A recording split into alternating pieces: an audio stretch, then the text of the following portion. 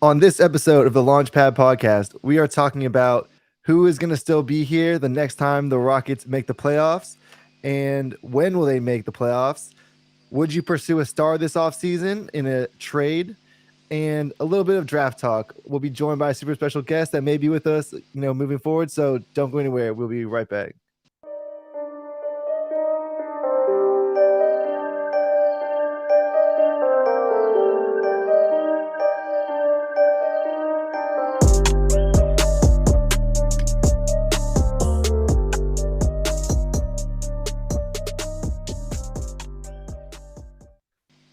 Welcome into the episode of the Launchpad podcast presented by Clutch City Control Room.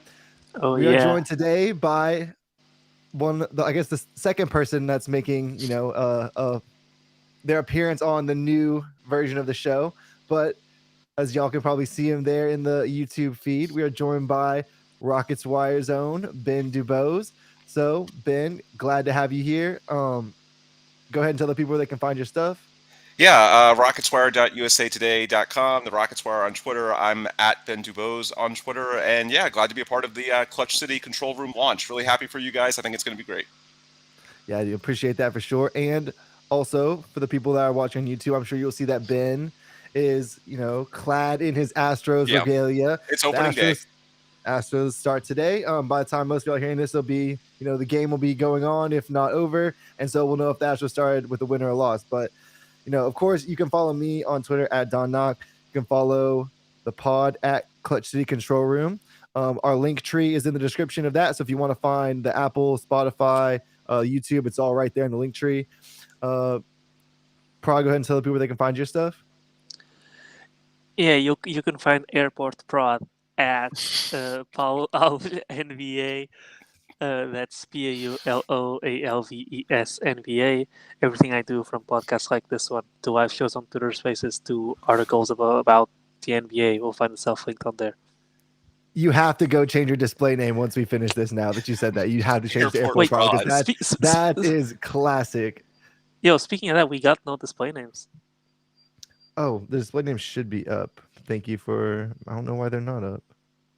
Well, we'll try to figure that out in a second. But while we do that, let's go ahead and get into our first segment here. Jalen Green, right?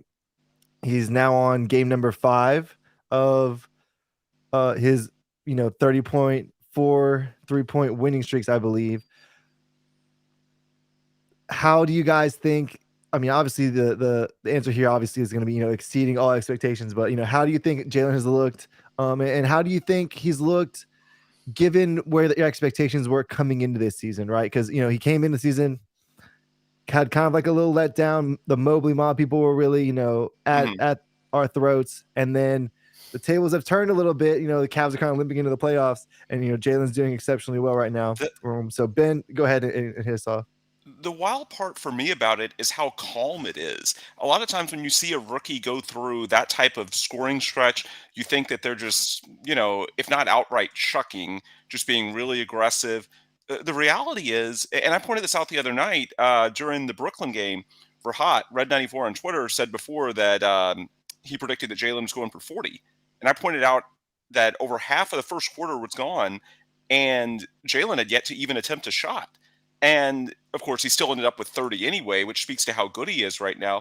But I also think that speaks to his mentality. It's not like he's pressing. It's not like he's just putting up numbers to put up numbers. No, they're coming within the flow of the offense. He's just developed that much as a shooter. He's getting that much more comfortable. And in a way, what really impresses me the most about this, all the things that we want him to eventually add to his game, certainly the strength that we've talked about, developing the upper body, finishing through contact, which is going to help him become a better defender as well. All that needs to happen, and in my opinion, is going to happen over the coming off season. And my guess is his body looks a little bit different when we next see him, at training camp in late September. But what he's doing now is just basically a more efficient version of what he's been all along. And that really encourages me because it tells me there's still more room for him to grow. It's not like he's really radically transformed his shot profile all that much. He's just making a lot more of those shots. He's just far more comfortable. And I think that also speaks, by the way, to the argument for Jalen Green in the pre-draft process was always about the intangibles, about not just day one, but about, week to week, month to month, year to year, the consistent, just sort of staying with it, the level-headed approach. And despite the fact that he got off to such a terrible start, for him to sort of figure this out on the fly, even when he hasn't really remade his body or done any of the things that, long term we think are going to help turning him to, a superstar at the NBA level. The fact that he's still scoring, the last couple of weeks, basically 30 points a game on, elite efficiency. For the year, his true shooting percentage is up to like basically 55 now. I think in this recent run, it's like 59, 60, something crazy like that. And again, it's just sort of what jumps out to me most about it is just how ordinary it feels. It's not like he's pressing. It's not like he's just trying to put up numbers. It's all coming within the flow of the offense. It's just all very calm. And that just, to me, that's what sticks with me more than anything else. It's like he expects it. It's like, it's nothing that he's really celebrating because it's what he's born to do. Like he said the other night, I'm a bucket. That's what he's learned about himself. And so if he's doing this now with the body of a 19-year-old, I know he recently turned 20, but this is basically his 19-year-old season. Just imagine what he's going to do in the years ahead once, he builds more strength, they work on his mechanics a little bit more, he gets more experience. If he's doing this in year one with basically, just adjusting on the fly, imagine what's going to happen over the offseason in the years ahead. This was the bet on Jalen Green, your belief in what he not is on day one, but what he is going to turn into with the combination of his work ethic, his intelligence, his court savvy. And if this is happening at the end of year one, yeah, it leaves me really, really optimistic for what's going to happen in year two, year three, and so on and so forth. And just one follow-up with Ben real quick. You mentioned, in what you just said there, that his shot profile really hasn't changed. I think I don't feel this way necessarily, but I think some people would say that over the course of the season his shot profile may have changed a little bit, especially in terms of before he was taking a lot of spot up shots, a lot of like off the catch shots, and now it seems like they're letting him create off the dribble a little bit more. So how does that factor into kind of what you said earlier? Well, I would point out that some of those are a little bit misleading because Jalen's stats are very skewed, or were until recently. Now they're finally normalizing in a hurry. But by the start to the year, when they had those clunky lineups, the first 16 games with the dual bigs, and then Jayshawn Tate in that front court as well with Christian Wood and Daniel Tice, and some of the season-long numbers, when you look at the shot profile, are skewed based on the lack of spacing at the beginning of the floor, which meant that even when he was potentially open to, creating his own offense off the dribble, it's practically impossible for anybody to do that when the floor is that compressed, even, the truly elite guys at the NBA level. So has it gotten a little bit easier for him to create the last couple of weeks now that, there's less mouths to feed and there's no Dennis Schroeder, Eric Gordon, Christian Wood? Perhaps, but I do think if you look at the season as a whole, some of this stuff was happening anyway. It's just for a long time, his overall sort of shot profile was skewed based on that first 15, 16 games. Whereas now the sample is continuing to, that 15, 16 games is getting a smaller part of the sample. And so, certainly these trends have accelerated now that, the training wheels are fully off and you're not trying to get Christian Wood, Eric Gordon, Dennis Schroeder involved anymore. There's even more shot attempts, there's more creation available. But I would just say this is sort of the acceleration of a trend that was generally already in progress, with maybe the slight exception of the second half of January when you got in that really bad funk, maybe the rookie wall, whatever you want to call it. But I would just say that some of it's just the sample becoming larger and the statistical noise from the terrible spacing line at the beginning starting to fade away into the small subset that ultimately we'll view it as.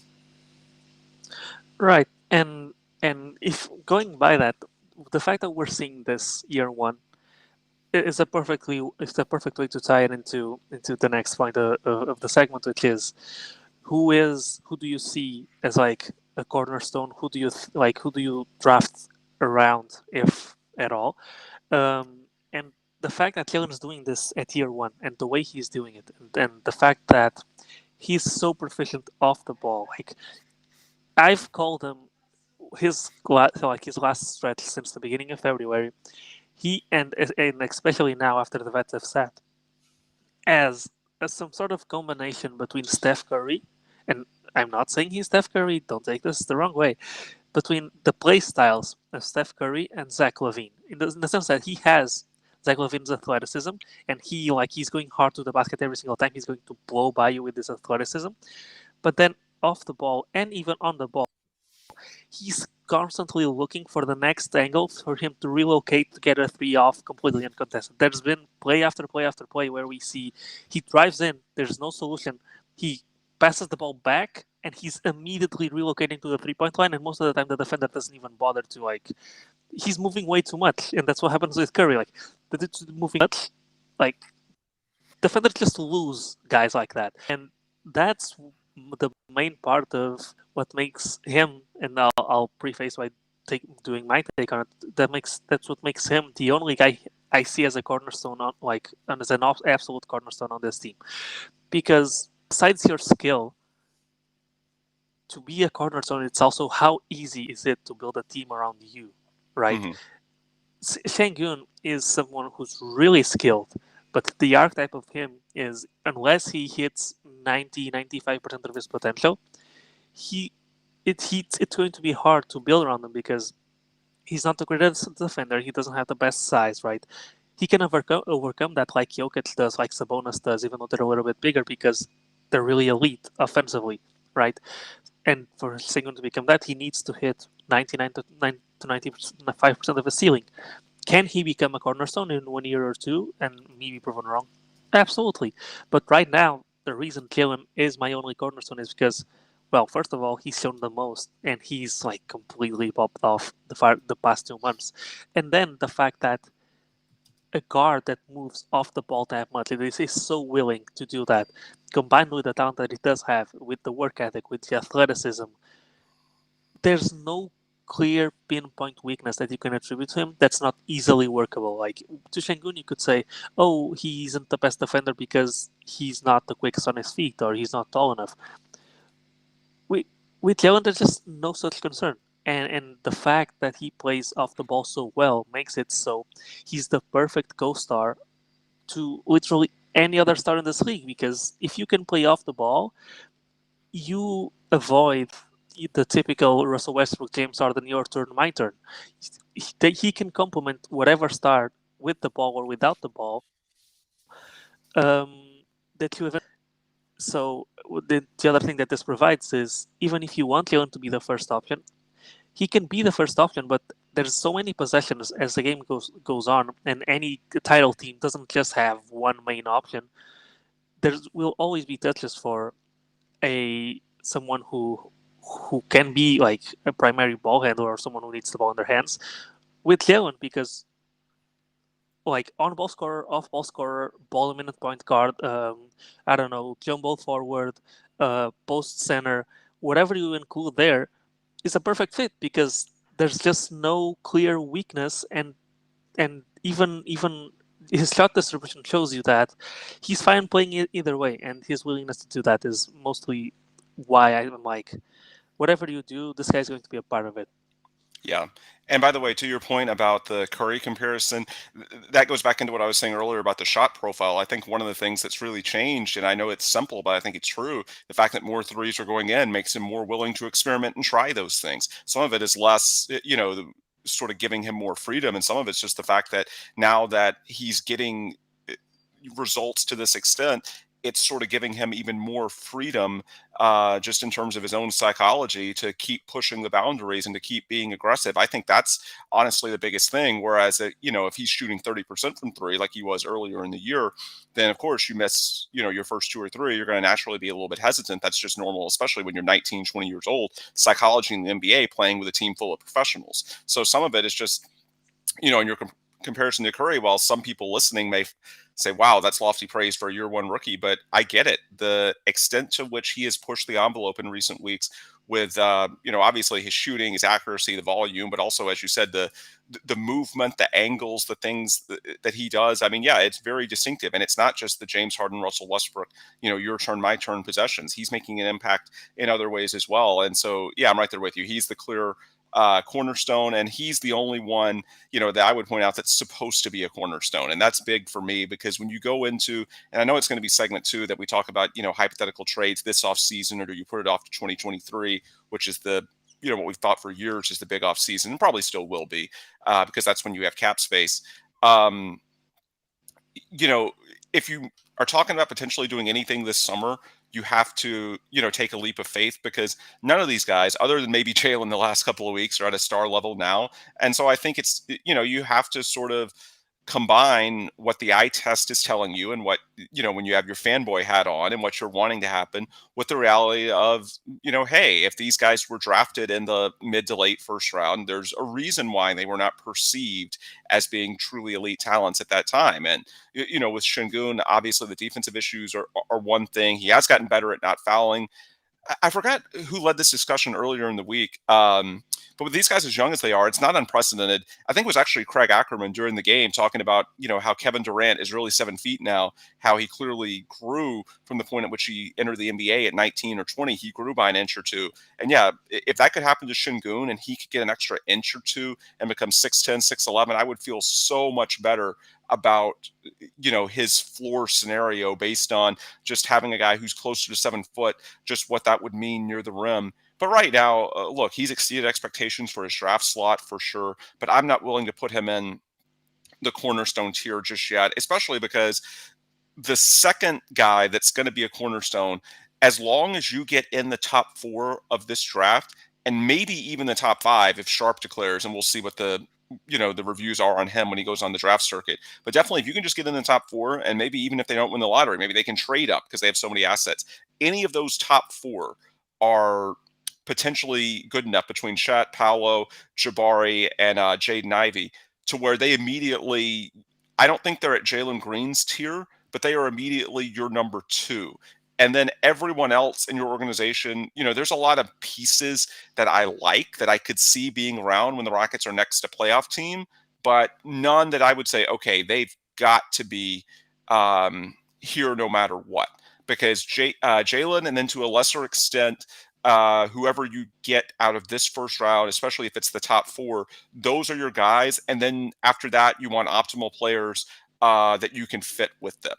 The other point I would raise, and this gets into the second segment a little bit more, but just to prepare people, if you were to make a trade this summer or in 2023, you're almost certainly going to have to give up not just future draft considerations, but something that's a known quantity. You're not going to be able to swing an impact trade in the NBA.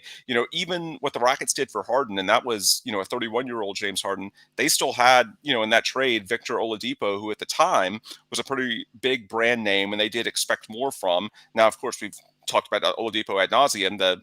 The variance of Oladipo was part of the thought, and part of the logic by Rafael Stone, and of course they bottomed out because Oladipo had nothing left in the tank, and that helped them get Jalen Green.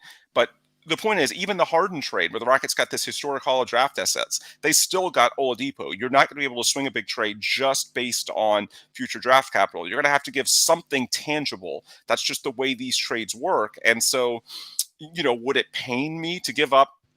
I know this is going to get me kicked off of Rockets Twitter, but it would pain me to give up Şengün in the deal. Certainly, Josh Christopher, Jayshawn Tate, KJ Martin. Not saying all in the same deal, but I'm just saying those are the types of players where you might have to give 1 or 2 of them if you strike a big deal. And again, I'm not saying it's going to happen this summer, but I guess what I'm saying is if it presented itself this summer or more likely in 2023, there's no one other than Jalen that I would say, you know what, if a star is available, that guy is not going to be a part of a package. For me, it's Jalen, whoever they get this year at the top of the draft, assuming it's top 4. And after that, a lot of guys I like, but none that I'm willing to say 100% they are going to be here.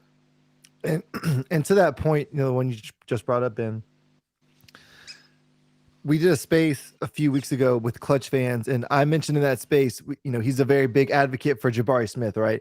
Mm-hmm. And his whole point was, Jabari Smith is a high tier role player at the very worst. He's going to be a guy you can probably slot in at the 3 on a championship level team, just with the way he defends and he shoots, and he'll be good enough just like that. And the point I brought up to him was,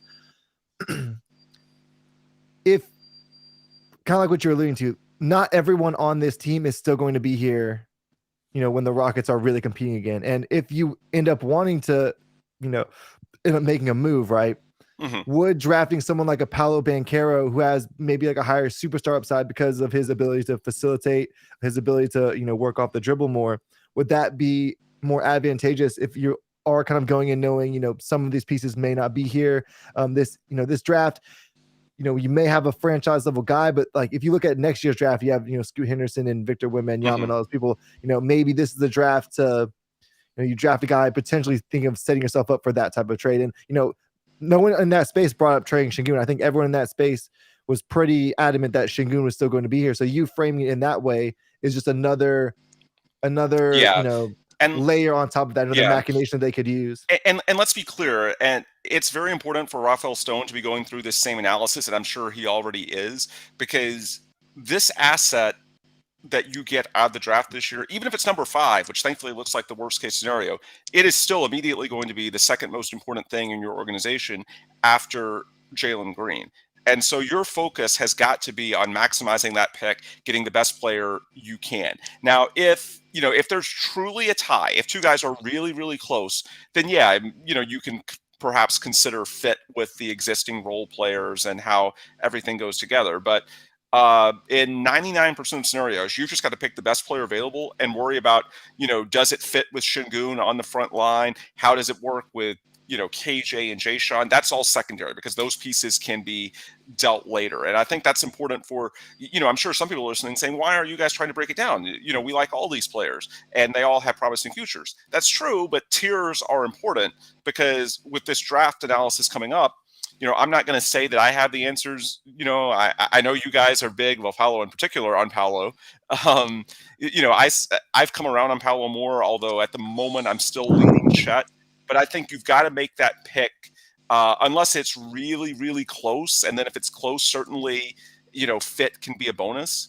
But yeah, I think you've got to make that pick predominantly based on just the overall value, the overall best player available. And that's why it's important to kind of go through this exercise. And I think we're all in agreement that, there's a lot of interesting pieces, but Jalen is the only one that you 100% say that you are building around. Everything else, you sort of, be it the draft, be it a trade, you take the superior talent and then you figure out the rest later. Right. And the thing go about ahead and respond, probably, and then we'll wrap this segment up. We've gone a little long, so yeah, and the thing about like when they're drafting, I don't have info about this, but I can't stop thinking that in this draft, people say there's a top tier, right? But each team will likely have a favorite guy. I struggle to believe people like a scouting like. I struggle to believe that a front office can approach a draft and think, "Oh, we like both of these guys just as much," because it's just like fair. It's really hard to do that. Like they are so different from each other that the valuation like each front office has of the different skill sets will tilt them in a certain direction. They're like we're like I don't know 2 scoring wings. Then like imagine like Jason Tatum and Jalen Brown are both in the same draft. You could look at it and think, well, like they could think, well, it's a scoring wing either way, so we don't see much difference. We could even trade back. These 3 guys are so different that I can't imagine a front office looking at the all 3 of them and thinking, oh, we'll take whoever. And it's tough for me because there's we know like how draft goes and the reason why this is so contentious is I value something that makes me think Paulo is the best. Court fans value something that makes them think Jabari is the best. You value something that makes you think Chet's the best. And after you identify what this thing is that you're valuing higher, it's tough to move away from it because it's tough to look at the other guys because after you decide what it is that you value more, you're going to tunnel in on it. It's just how humans work. Yeah. So I think that's a good stopping point. So when we come back, we're gonna keep on going with this cornerstone discussion and some of the other pieces that we think may be tradable and untradeable. So don't go anywhere. We'll be right back. And continuing on here on the Launchpad podcast with our super special guest, Ben DuBose of the Rockets Wire. So in the first thing we talked a little about Jalen Green's breakout and, kind of what that means for, roster construction, stuff like that going forward. We're going to continue on that topic. In the vein of, we mentioned some guys, maybe traded and things like that. Ben, you have some very, very poignant thoughts on, how you think the Rockets handle trades, and handle, how they're doing this franchise cornerstone maneuvering in the future. So, go ahead and take it away. Yeah, so to me, the discussion we were just having, and we talked predominantly about front court pieces. I think we should also be talking about Josh Christopher and Kevin Porter Jr., of course, when we're looking at these tiers. But the reason we're doing it, of course, is not only to sort of frame the draft discussion, and of course, I think we're in agreement that you've got to make that draft decision independent of basically everything other than maybe Jalen, because other than Jalen, everyone is potentially movable if you need it to sort of optimize your stars, Jalen, and hopefully who you get out of this draft.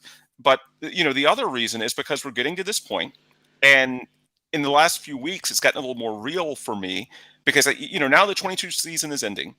We're basically just 1 year away from the 2023 offseason, and we've talked forever about 2023 sort of being the potential timeline for a shift with the Rockets. And Paulo, you've laid it out perfectly on this podcast before, because of course the pick obligations for OKC start kicking back in the 2023-2024 season. So this is when the 2023 offseason, you sort of pivot, and it's natural because you have, at the moment, your position to have cap space. John Wall, Christian Wood, Eric Gordon, all those salaries come off the books. And so we've talked about ad nauseum before. 2023 is the pivot point, especially now that you already got Jalen Green and Şengün. You're going to get a couple of good picks this year, including one very high one, and potentially one in 2023 as well. And so then you've got your young talent. Some of these guys are on the way up, and then you reinforce them with free agency or trade acquisitions in 2023. And then that next season after that is when potentially you really make a real push in terms of, towards the play-in tournament, the playoffs, whatever it may be, depending on exactly how quickly Jalen goes on his route, what we hope is a route to superstardom, yada, yada. Well, the reason that, I've sort of wanted to talk about this the last few days, I've started looking a lot more, I guess because we're only like 1 year away, trying to get more specific. In that, in the past, it's been so far off, just like, okay, we'll see what the NBA landscape looks like by 2023. Now it's getting close enough. I'm like, okay, let's look at these names. And the reality is, the free agent market, not going to say they wouldn't pursue it all, but for the most part, the big names in 2023, LeBron and James Harden at the forefront of the list. Bradley Beal, Kyrie Irving could. Obviously, John Wall and Russell Westbrook, but come on. Those are not going to be fits for the Rockets.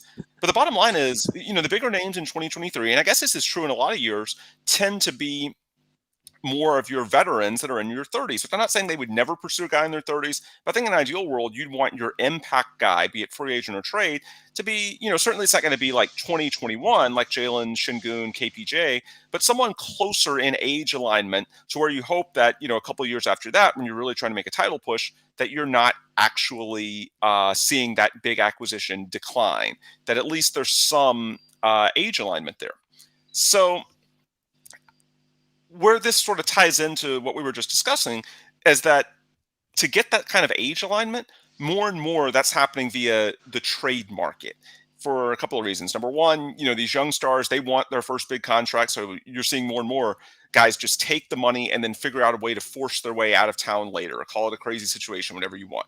Also, teams are getting smarter in that, they don't want to risk losing these young studs for no compensation because, ideally, number one, you want a young stud, but if things, are unsalvageable, then the second best scenario is trade them for peak value, which you're not going to get if they're close to free agency. So teams are being more proactive in managing those relationships. And if it's not working out, then, you trade them with 3-4 years left on the contract rather than, when they're close to expiring and you have less leverage. So because of that, if you accept the premise that a trade is probably more likely to bring in, a truly impact guy than a free agent, then really your timeline theoretically could be as soon as 2022.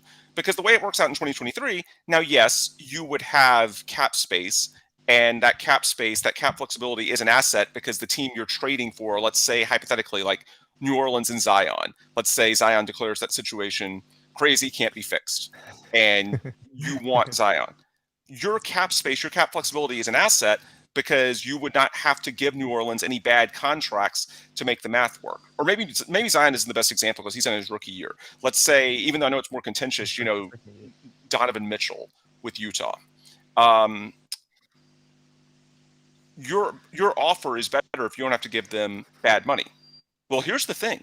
As of 2022, the Rockets can trade for basically any player in the NBA without giving anyone bad money, because John Wall, Christian Wood, Eric Gordon, you've got like $80 million in expiring salaries. You can make anything work. Now, I don't expect them to push the timetable forward for, a lot of reasons, and everybody knows it. Number one, how attractive are the Rockets with the worst record in the NBA to any of these guys that might come available this summer? I don't know. They'd have to want to come to Houston. I don't know if Houston is quite to that level yet. The other, from a Houston perspective, more pressing factor, of course, is that 2023, you have control of your own draft pick. So unless you really feel that somebody this summer is way better than your options in 2023, then you may as well wait until 2023. It's not like you're going to win a title next year anyway. And then you reap the benefit of getting one more high, at least mid lottery pick, and maybe a high lottery pick next year. So all of that is why I still think 2023 is likely. But if you accept the premise that a trade is more likely than a straight up free agent signing for your big move of significance to go with Jalen and whoever you get high in the draft this year, then theoretically you could poke around this offseason. And, some of the names mentioned, we talked about Donovan Mitchell. If the Jazz go out in the first round, I don't know if he's good enough. Paulo pointed out on Twitter, Luka, Jaylen Brown, those are more, ideal names to sort of cash in your assets.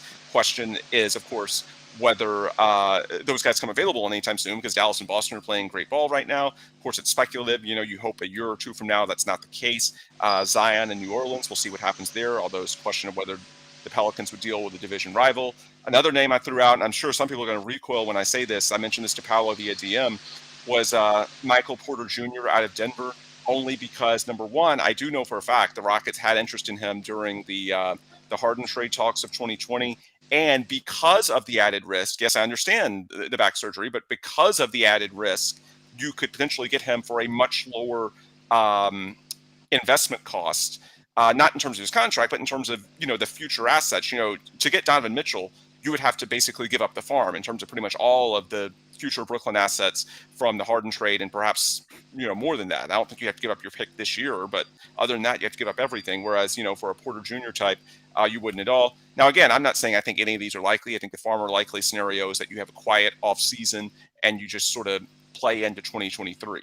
But the reason we do these sort of thought exercises about the tiers, about the guys available, I think, you never know what's going to happen. And if you're Rafael Stone and you're convinced that somebody hits the market this summer in 2022, if it happens, if that guy through his agent shows interest in Houston and you think that guy has a high, likelihood of being better than your options in 2023, you have to at least ask the question. I'm not saying you for sure pursue it, but you're close enough now, especially because, again, you don't have any bad money anymore. You can make the math work now with expirings, which is not going to hurt your asset value in the deal. Now, again, you would have to give up draft assets, but that's true even in 2023. Nobody's going to trade them just in a cap space. You're going to have to give up draft assets either way. I guess all I'm saying is that you would have to at least be open to exploring this summer. Not acting, and it may not work out because the other star may not want Houston coming off the worst record in the league anyway. This may be just a pointless question. But I think you at least have to be open to looking around.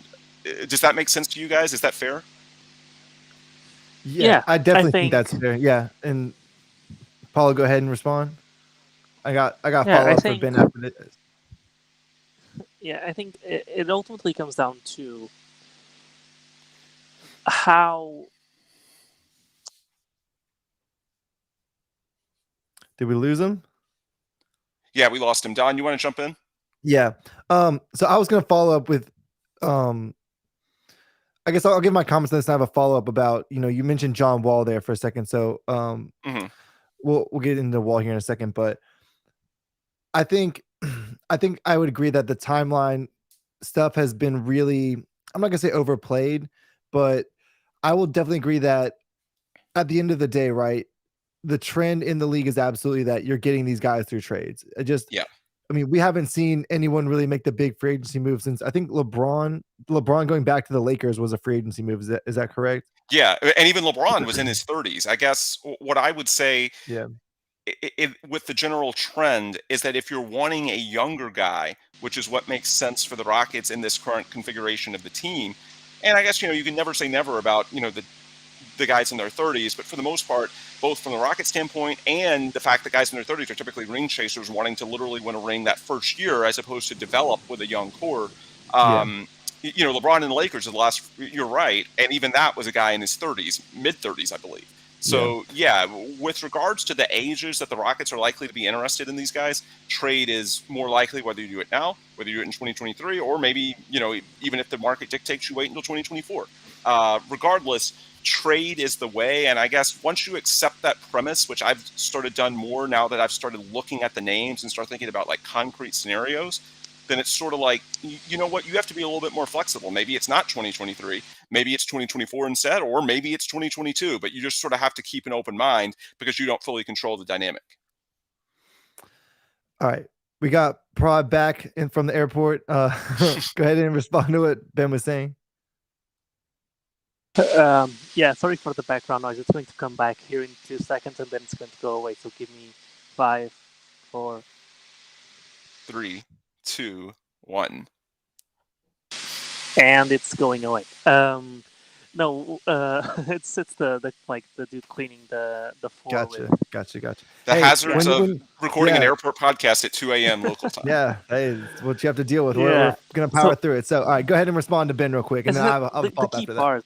The key part is: do you see that play? You got to trade for a player that you can see being a part of your core long term. And to me, that needs to be a player that meets first that it's not a player that's been used to contending because. Give me a second again. Go ahead and mute real fast. All right.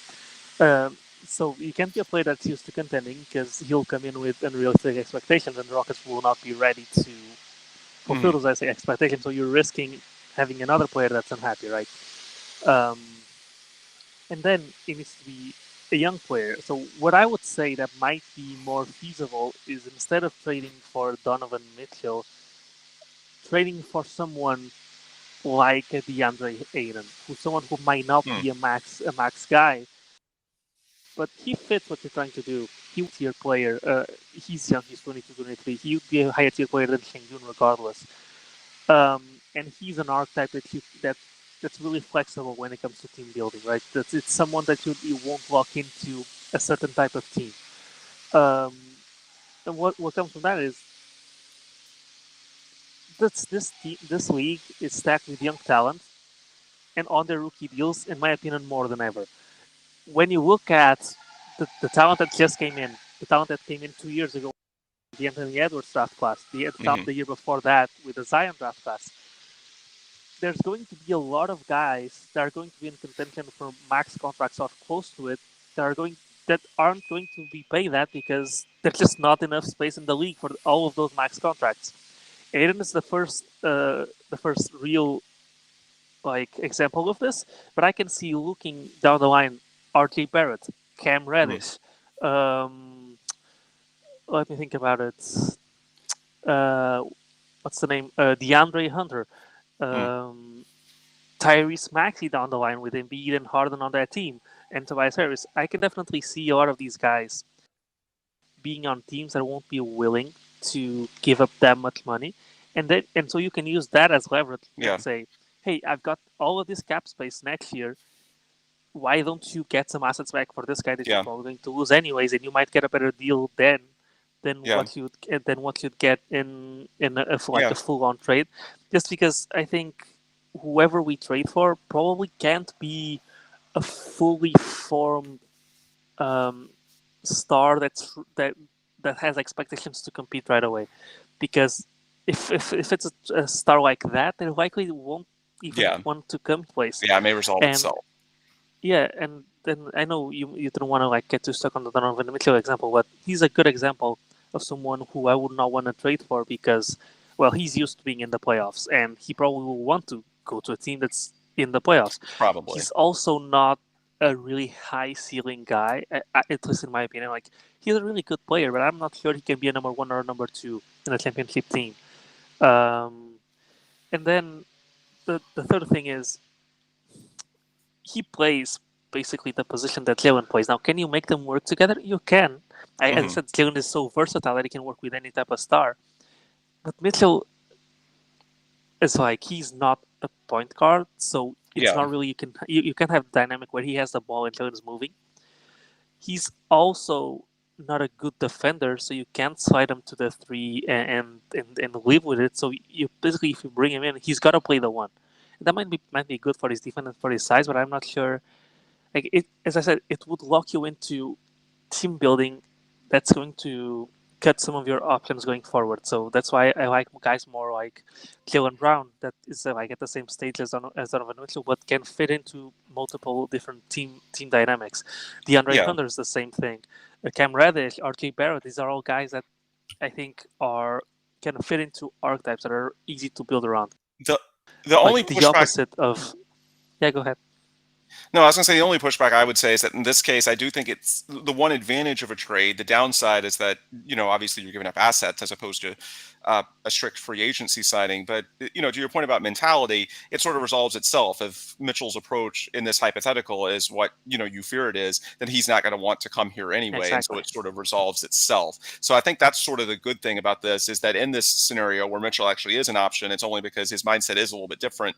And I'm not saying that I have any info that it is. I'm just saying that's the good thing is that, this is sort of a pointless hypothetical to a degree with him specifically. But I really enjoy your point about the market inefficiency because you're right. The talent that we've seen the last like 3-4 years coming in, when you compare it to like 3-4 years before that, it really is a big, surplus compared to typical NBA spending levels. So yeah, maybe some guys fall through the cracks and that's the leverage. That's a really good point. And by the way, mentioning RJ Barrett, I love the fact that you have no qualms about going after Nick's Twitter again.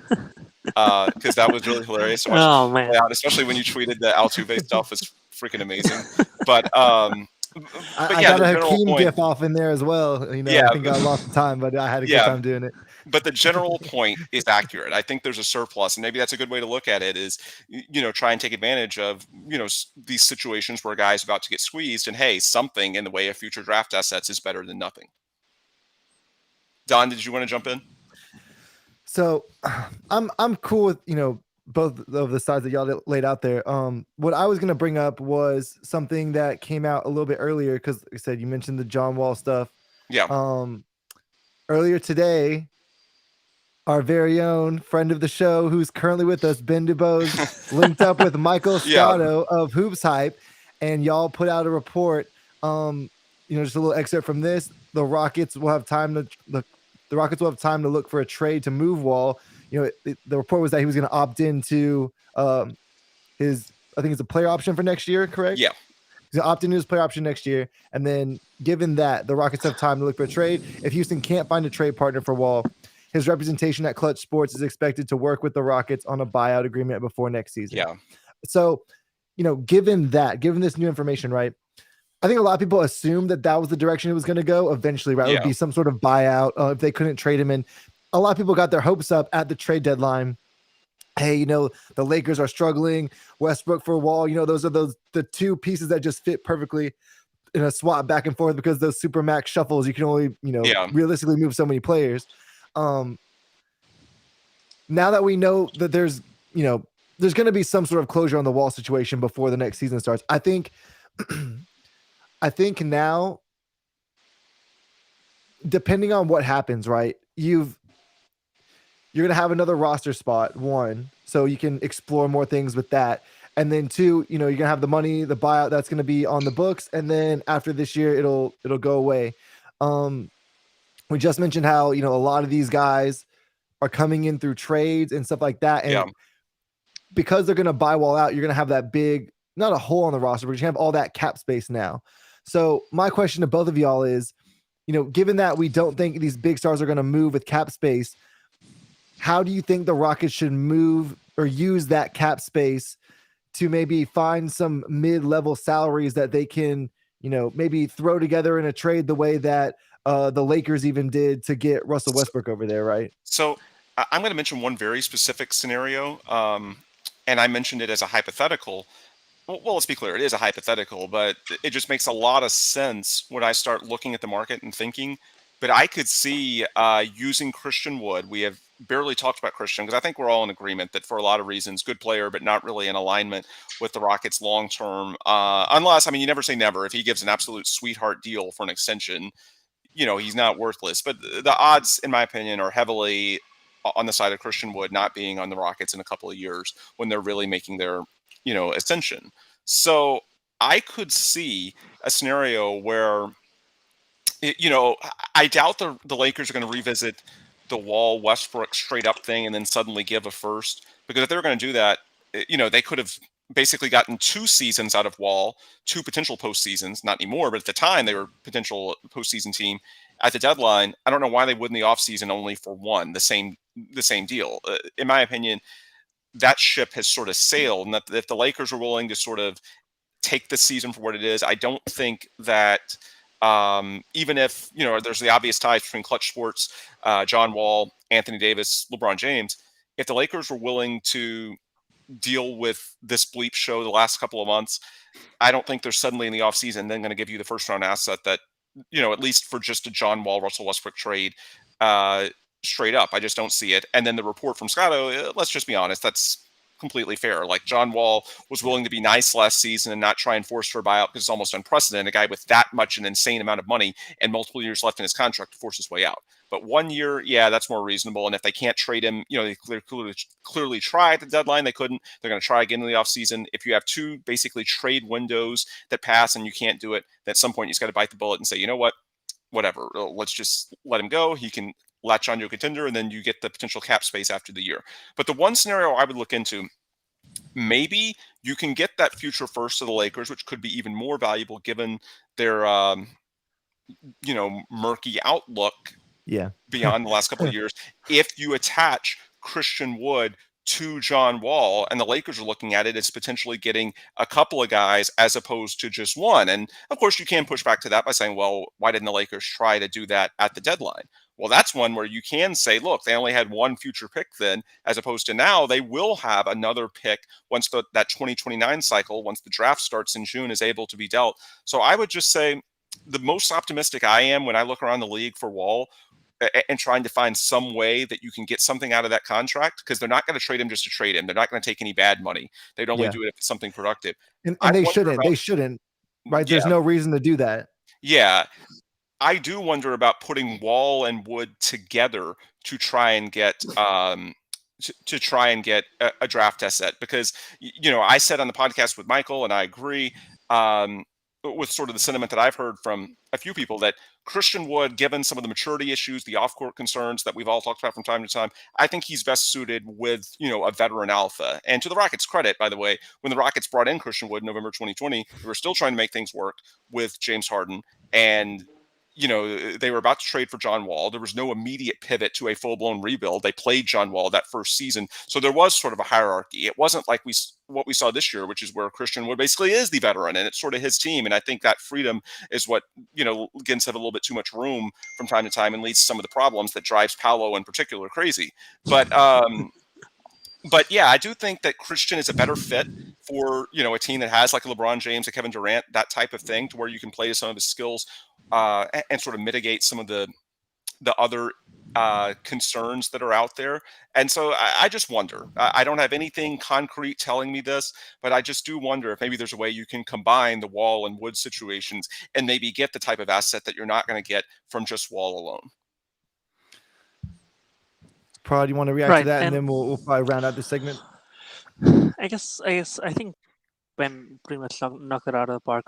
To answer your like part of your question, you said, like, how do you use that cap space if not to sign free agents? Well, you can do many things. You can not necessarily to sign like a big name free agent, right? Like exactly. You could use it to sign, smaller pieces. Kind of what I was you can sign smaller pieces. You can take salary dumps. You can use it as a threat, as I said before, to a team that has an expiring restricted free agent.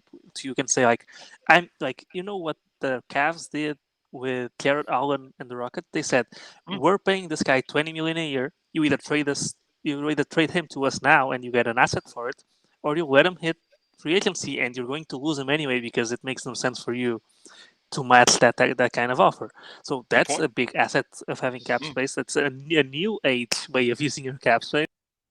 great point. You Yep. can also do the old 1+1 deals that the Knicks were doing before they made the playoffs. Where you can find some role players that can fit around your stars and make the game easier for them, and sign them to 1+1s with a team option. And if they knock it out of the park, you pick up the team option and you can trade them for more value. If they don't, you can just reject it and you have the cap space anyways the year afterwards.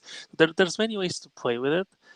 But besides that, it's also an asset to in trade talks to not need to give back a big salary in a trade and just absorb whatever star you're trying to trade True.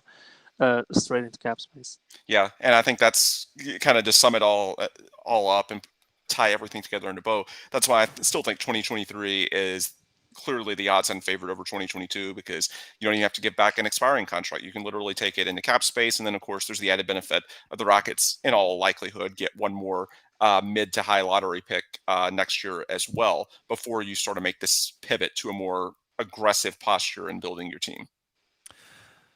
All right. Ran a little bit long. I'm sure no one watching at home is going to be mad about that. This has been some incredible discussion.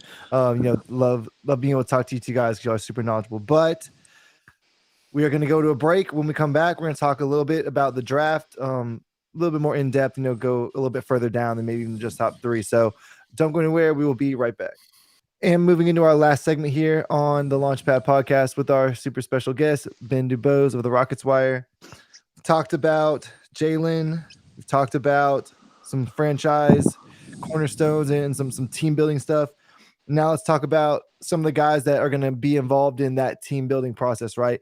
I think we're at a point now where most people have watched the NCAA tournament and they've seen Chet, Paulo, and Jabari Smith. Some people probably even saw, AJ Griffin and Jaden Ivey play as well. And those are the two guys, and we'll add a couple more guys to the mix here, but the Rockets are now in control of their destiny pick-wise. If they lose out, they'll have the worst record, and then they'll have the best chance for the top pick. If they were to win some games, they shuffle with the Magic, and it can really go any direction there. But given that, right, who do y'all like if the Rockets don't make it into the top three?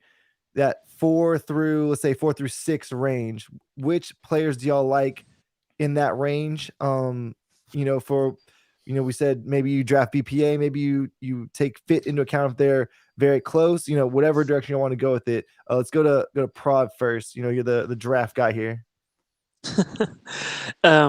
So I'll be honest with you. I'm not the biggest Jaden Ivey guy. People will point to it and say, "Oh, that's because of KPJ." It's not really because of KPJ. I think Ivy brings a lot of the same things as Jalen brings, and I think Ivy is going to have to go through the same learning curve that we're putting Porter through right now, where he's not a natural playmaker. He is someone who's going to need to learn how to balance the game, learn when to take it slow, when to take it fast, learn to read defenses and know what to do.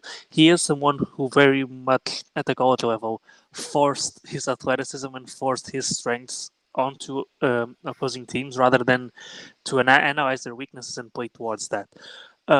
So that's one of the reasons why some people are really high on Ivy. I'm not really that high, but still, I think there's a clear teardrop after it. So I still have Ivy number 4.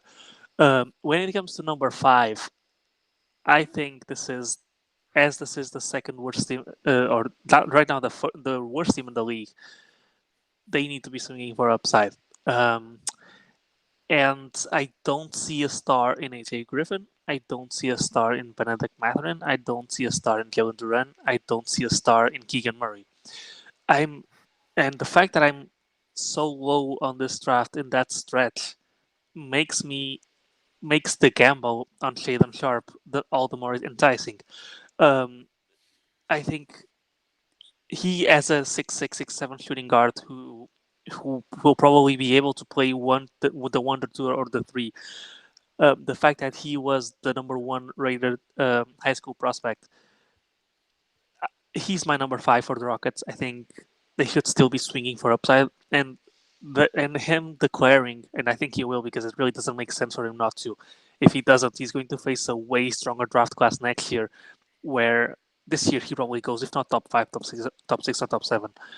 Um, so he's my number 5. I think it might be a little bit of bias because there's no real footage of him in college, so there isn't. Mm-hmm.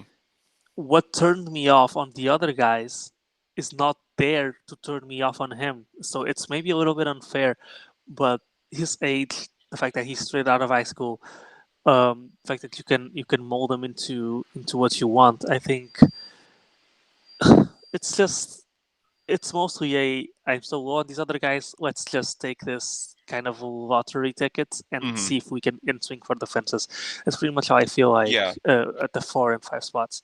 Yeah, I've been a big AJ Griffin guy all year, but I'm coming around on Sharp as well due to the upside. I've talked to some people that I trust, and they really, really like him. Now, there's the caveat, as you mentioned, that we haven't actually seen him. So, y- you know, these other guys are getting graded on a much tougher curve than Sharp, who's kind of like the shiny new toy that none of us have heard anything negative about. So we're sort of looking at the upside. What I would say, number one, him declaring is massive because no matter what, it gives the Rockets more options. And maybe, depending on who gets the 4 spot, maybe there's a team at number 4 who goes for the higher floor. Like, a year ago, nobody would have thought that Scotty Barnes was going to go ahead of Jalen Suggs, except, Toronto for various reasons. And as of now, that looks like it was the right pick. But maybe there's a curveball in a Jaden Ivey or someone in that top tier ends up falling to 5. But the thing that I would mention, number one, I'm coming around on Sharp because of the upside. With Griffin, I still really like him a lot, but there's enough of a question with that knee that, in a perfect world, I would want the Rockets to come out with a guy in this draft that I feel much more about. Not that necessarily he's going to be a star, but at least the potential is there because winning a title, being the best team out of 30 is so damn hard. You need multiple guys that could potentially, be at that level. Um, the reason I would be so excited about getting, and I've hinted at this before, and this is sort of a creative non-answer to this final segment. If the Rockets end up at 5 for me, what I'm looking at doing, unless I feel really good about Sharp, and the Rockets are going to learn more information when they go through the pre-draft process, but I would try hard to trade up. We know for a fact, and this is why I'm so excited about them getting, that floor of number 5, because if the lottery doesn't go your way, it would be so much easier to trade up from number 5, in my opinion, to say 3 or 4 than it would be number 6 or number 7. Because if you're dropping down a tier, the team that's willing to do that would want to then at least have their pick of that next tier that can take it a number of different directions. And if Sharp is involved, have a guy that maybe has the highest ceiling of all. In my opinion, the dream scenario for the Rockets is getting, one of those top 4. And I think I'm with Paulo, especially one of those top 3. And in my opinion, Sharp declaring makes it all the more likely that you're going to be able, especially if you're at number 5, which as long as they don't win, they are going to be number 5 at worst. They have the game of separation relative to Orlando as we're recording this Thursday night. There's no coin flip, nothing involved. As long as the Rockets don't win one of their last 2 games, 5 is the worst case. They're going to go in with the number 1 positioning slot into the draft lottery. And we know good and well, this is part of why Rafael Stone has collected all these future picks, be it a trade to move up in the draft, trades, as we talked about earlier, for established players elsewhere. There are going to be consolidation moves, both with players on the roster. We talked about that a ton this year in our previous podcast, and also with regards to your picks. You're not going to use all these picks. So, people talk a lot about potentially packaging, the Houston and Brooklyn picks this year. If you fall to 5, you could also, keep the Brooklyn pick and, maybe throw in the Milwaukee pick a year from now, or, one of the or a future swap right in the future, something along those lines. The point is, this, if you don't get lucky in the lottery, in my opinion, this is a prime spot where you use your depth of players. And, it could be a pick and a player for that matter. Maybe one of your extension guys coming up that maybe if you're not comfortable on giving them, the deal that they want, well, maybe this is a point to sort of sell high on them. If you're not sold on, Jayshawn Tate, for example, if you're not sold that you're going to be in financial alignment after next year, maybe that's someone that you could sell high on and use that to move up. But I guess if the Rockets aren't in the top 4, and maybe even if they're at number 4, I'm thinking about trying to get up to get one of those 3 top bigs, and I think they have the assets to do it.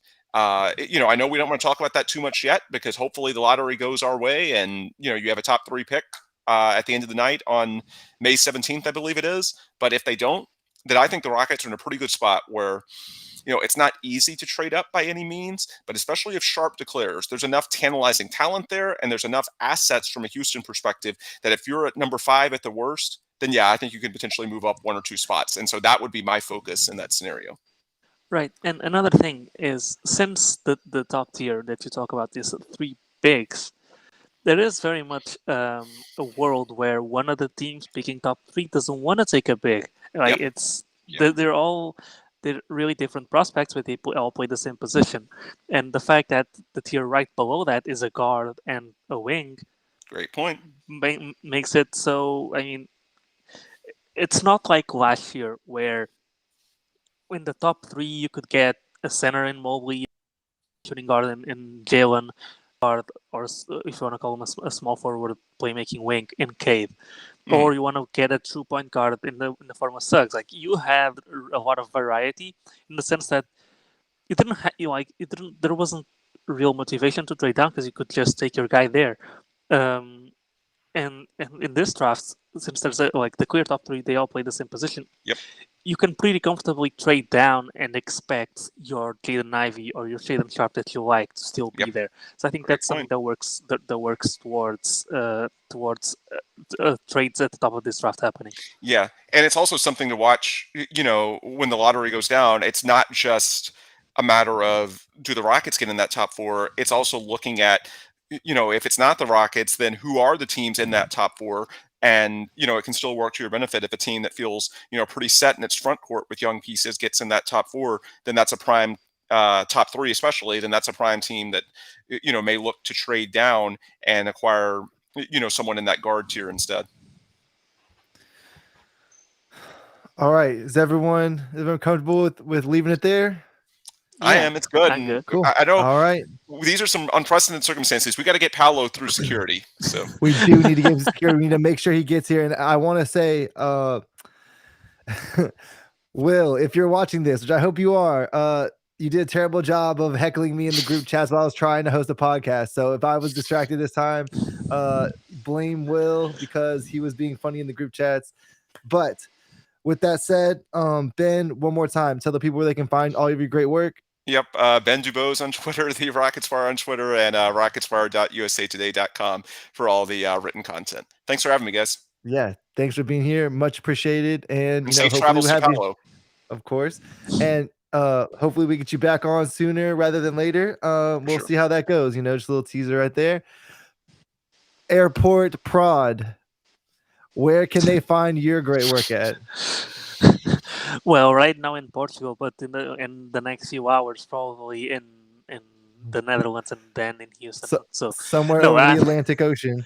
That's where they can find it. No, I'm joking.